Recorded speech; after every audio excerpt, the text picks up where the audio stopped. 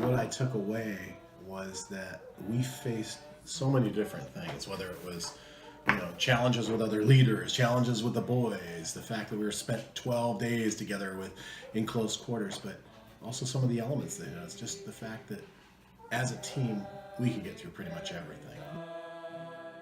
The vest was an orange safety vest that we got, and it signified anytime you messed up or screwed up or did something a little stupid, you got the vest to, warn everybody. My favorite memory of the vest was even before we left San Diego at all. We were at the train station and Anthony's bag started leaking tons and tons of water. So before we left San Diego, Anthony was already wearing the vest. It couldn't have been more than an hour into the trip. Like he was on the train wearing already the vest. had the vest. I thought it was kind of cool because I think it was a quest that we made sure everybody had the vest at least once. And after the vest claiming its first victim, we got on the train and embarked on our 26-hour train ride from San Diego to Raton, New Mexico. Once we got there, we were greeted by a huge Philmont sign, and we went to the check-in office and they gave us tents to stay in for the night.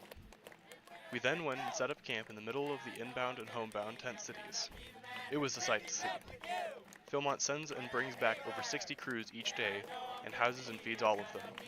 We slept through the night and woke up in the morning and took down our tents. After that, we went to breakfast and listened to the staff songs and ate.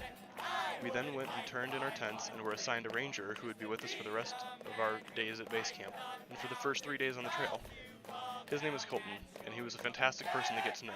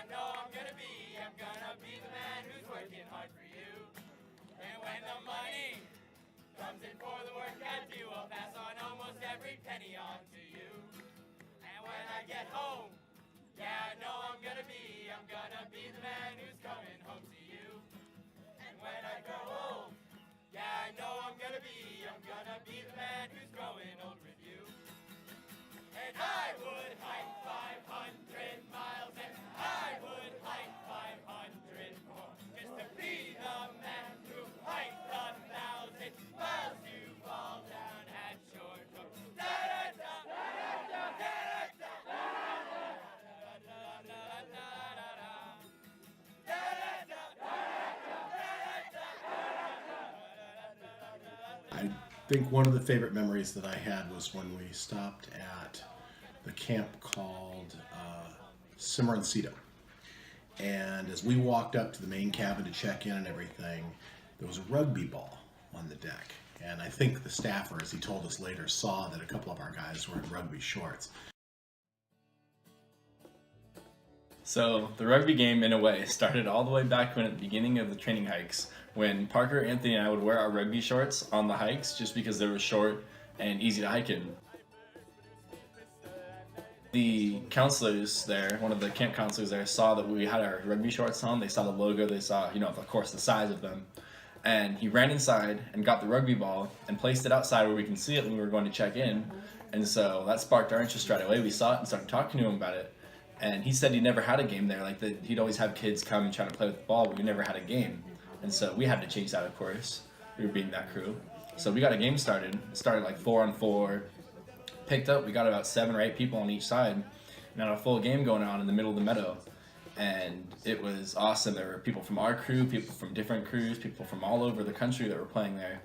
And then some staff members jumped in as well. A couple of them played at that base camp. And it was one of the best experiences I had of the whole trip. It was so much fun playing with everybody there. And the staff member said it was one of their best days they've had all summer. And it was really awesome for us. On day 6, we reluctantly left Cimarroncito for the hunting lodge. The lodge was a themed stop, meaning that the staff there wore clothing accustomed to a certain time period. In this case, the time when Wade Phillips owned Philmont. After that, we went through the demonstration forest, which is a part of Philmont where they teach about reforestation. We then had to hike over 5 miles before reaching Clark's Fork, which would be our last source of pure water until day 8, 2 days later. Once we were there, we knew we had about 3 hours left until the rain started. So we filled up our water bottles, camelbacks, and grabbed some purification tablets, and left. Earlier in the trek, we decided that we would want to see the sunrise from the top of Tooth of Time. So at 3 a.m. in the morning, we all woke up and hit the trail at about 3:30. The trail was dark and really rocky, but thanks to our headlamps, we were able to traverse it with some ease. But these trails were nothing like we'd ever seen before. The trail on the Tooth Ridge was rocky and full of gravel, so it had to be carefully climbed over. As sunrise was approaching, we were getting very close to the summit, and as the sun finally came over the horizon, we had just finished bouldering up to the top.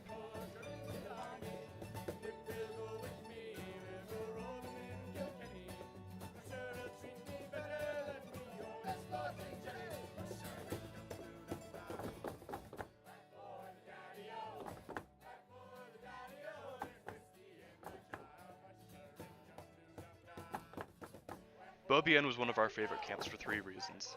The first was because the staff cooked dinner for us the first night. The second, because they had showers. The showers were pretty different from Cimarroncito though, because you had to have a buddy outside in the furnace, keeping a fire going in order to have hot water in the shower. And last but not least, they had an amazing campfire program, which is actually where the music from all this is coming from.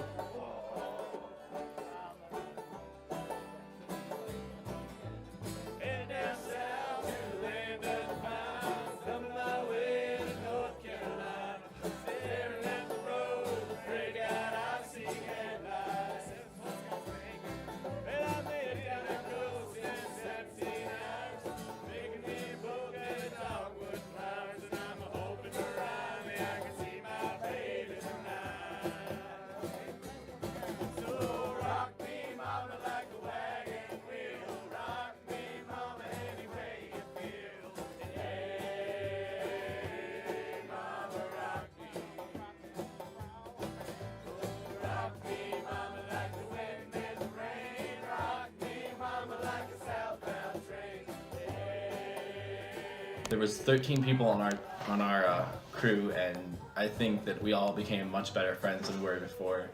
And I absolutely loved it there. I love backpacking. It was beautiful every second of the trip, except for all of the rain, but it was still an amazing hike.